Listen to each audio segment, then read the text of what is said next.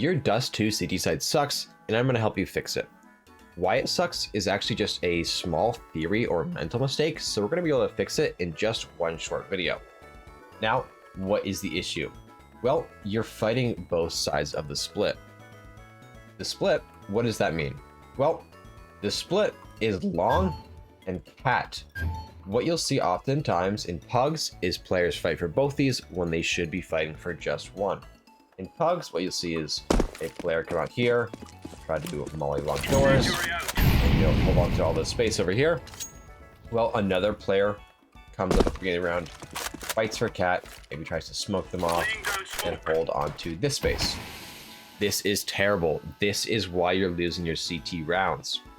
This spacing of your team allows the Ts to take multiple isolated duels where they can easily either win the duel or just simply trade out and have so much map space that you didn't want to give them. So to more effectively hold on to a site on Dust 2, you want to play together. So we want to fight for long or we want to fight for cat. Now, what does this actually look like? Very quickly, we're going to go over what a long take looks like and what a cat take looks like, starting out with long. Typically on Dust 2, you have 3 A-site defenders. The first one is going to come out here, run towards long, and throw the throw molly, and then they are your long player. This player is going to sit here for pretty much the entire time, as you don't want a late long take or a long lurker to come out and absolutely piece your guys on site. The second A player is going to be coming out here and just trying to help them prevent the rush by fighting with them. Then your third player is going to be throwing a couple flashes just like this. So say the Ts don't go out long here, so we just get all this space for free. Well, like I said, this long player is going to sit here and control the space, while your other 2 players are going to be rotating. Say the second long fighter actually had an op. Well, what they want to do is, come back, fight an angle like game help right here. Maybe they are fighting from sight. If they have a rifle, they're coming back over here towards sight. Maybe they want to play in sight, or maybe they want to sit towards goose, waiting for the Ts to push up at an angle like this. The third player is going to become a mid player. This player that was throwing the flashes is going to rotate down into CT. Maybe they play an angle like this. Maybe they jump on this box over here. Maybe they get boosted up here. Or play this cheeky little angle that you really see in pugs. Just a nice little off angle. Or even something nice is, sneaking your way up right up into here. Now, notice how I didn't say you're having those players push up towards cat. We don't want to give the Ts solo fights. It is fine if you're an opper to come and hold angle like this, maybe. It's just very hard for the Ts to trade you out, so it's a relatively safe angle. Take a shot, run down here, and you try to make your way back. Now, what do we do if instead of long, we want to fight for cat? Well, that's also pretty simple. So, our 3 players are going to have different duties. 2 of them are going to be running up towards cat, and one of them is going to be the sight player. So, the 2 cat players are running up here like this. Maybe they are running to get an early pick like this, where the opper just comes up, swings here, swings there. You don't want to overstay your welcome at this part of cat, just because the Ts can come down here and get a pretty simple shot onto you. So, you maybe go for the early pick, you don't find it, you fall back. You are now fighting for this space right up here. So, what you'll see oftentimes is riflers playing, maybe one gets boosted up here, one plays an angle like this. At pro levels, oftentimes you'll see a guy hold an angle like this while the opper boosts on top of their head and looks down to lower. What I see oftentimes from G2 or Falcons is Monacy and Nico playing something like this, where Monacy sits in this little cubby here, holds an angle like this, while Nico is above him, holding an angle like this, or playing anti-flash like this, just so Monacy takes that first engagement, Nico swings out and works the guys trying to trade him. Now, this third player has a little bit of creativity they can do.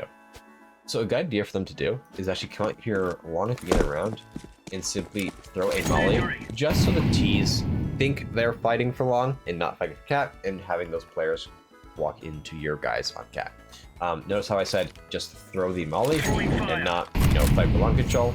You throw the molly, you leave. You don't want to get those individual fights. If you have an op, not a bad idea to sit here if you still have your smoke, so you can do simply take a shot, maybe switch yourself off, and those guys up on cat can flash for you, make you really try to escape. If you don't have an op, think something from like sight over here, and when you see them come out, you drop a smoke,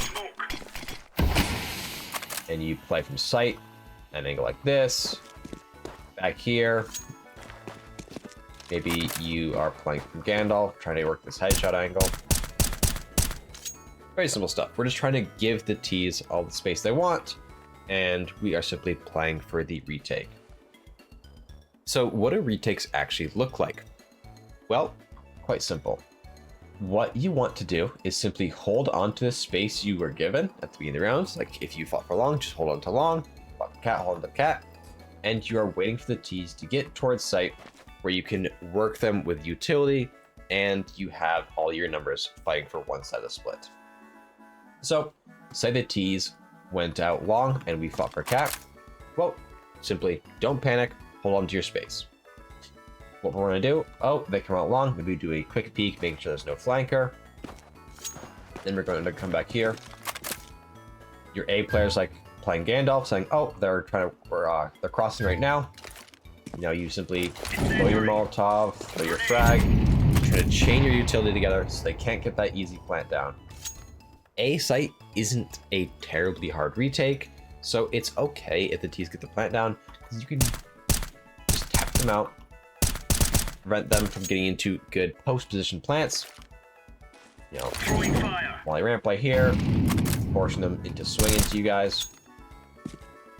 If you're that third A site defender, maybe you're just playing from sight right here. You get the smoke up. These are coming out. You're peeking them as they're going to get on the site here. It's pretty easy to go 2 for 1 if you're playing an angle like on site.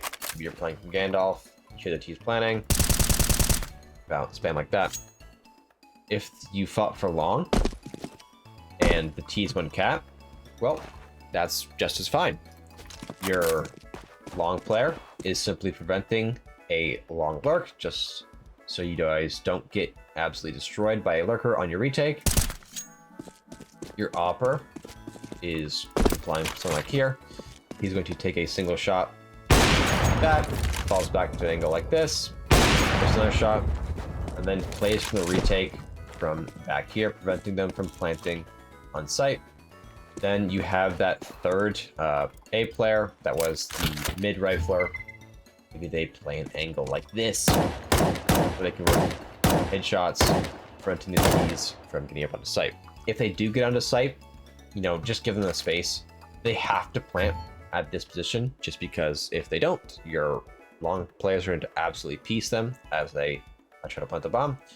Falling back, throwing utility at the planter, and just playing for the retake with your teammates from B. Very simple stuff, but fighting for one side of the split will actually help out your defenses so much by having your teammates fight together. You're not giving up these individual picks. I really hope you were able to learn something from this video. It's a simple concept to understand, fighting for either long or cat. However, in practice, it can be quite difficult for your teammates to go along with it. If you guys enjoyed this video, please like, comment, and subscribe. I post weekly CS content, and I'm trying to hit my goal of 1,000 subscribers soon.